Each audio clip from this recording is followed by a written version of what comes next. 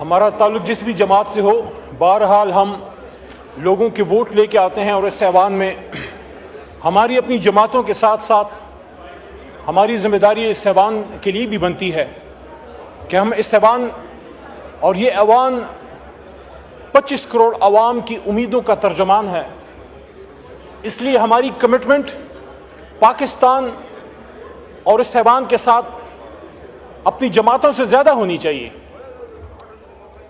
جناب deputy speaker صاحب، یہاں توجیہ پیش کی گئی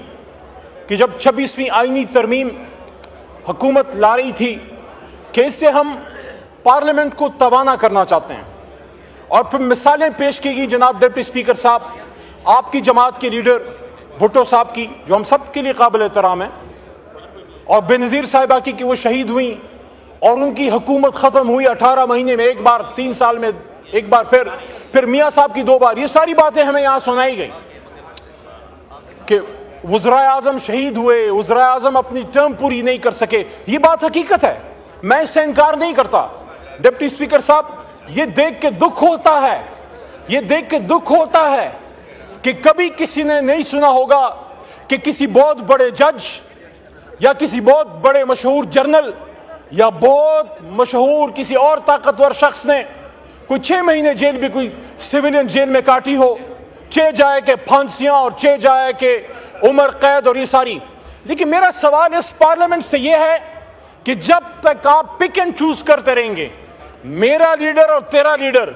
جب تک آپ یہ تفریق رکھیں گے، یہ پارلیمنٹ بے توقیر ہوتی رہے گی، یہاں سے لوگ اٹھائے جاتے رہیں گے، یہاں زبردستی آئینی ترامیم آتی رہیں گی۔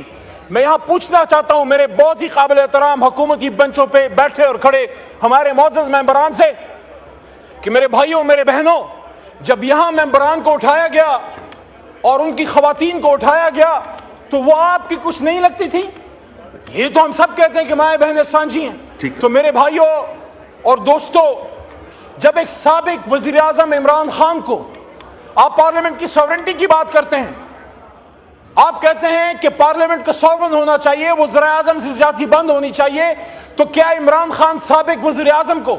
جب گولیاں مار کے جیل میں ڈالا گیا ہے، 460 دن ہو گئے ہیں، 5 دن ان کے کمرے کی بجلی بند کی گئی، نہ اخبار پڑھ سکتے تھے، نہ کتاب پڑھ سکتے تھے، نہ قرآن پڑھ سکتے تھے، اور جس جگہ سجدہ لگاتے تھے جائے نماز میں سجدے کی جگہ تک نظر نہیں آتی تھی۔ آپ مجھے بتائیں، جب آپ کے دور میں ایک سابق وزیر اعظم عمران خان کے ساتھ یہ ہو رہا ہے، آپ ان کی سیاست سے بالکل ڈس ایگری کریں، آپ اختلاف رکھیں۔ شکریہ جی، مائک کھولے علی میں سر، 1 منٹ دے دیں، میں لمبی بات میں کہہ رہا تھا، میں نہیں کروں گا۔ جمعہ ہے تو اور جناب ڈپٹی اسپیکر صاحب، میں اس ایوان کے سامنے یہ مقدمہ رکھنا چاہتا ہوں، میں عمران خان چیئرمین تحریک انصاف کی بات نہیں کر رہا،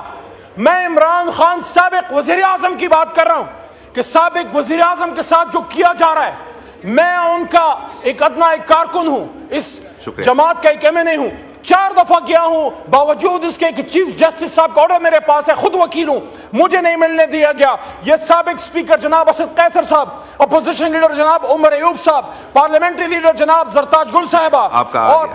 آگے شکریہ بس شکریہ۔ انجینئر حمید حسین صاحب، اب بس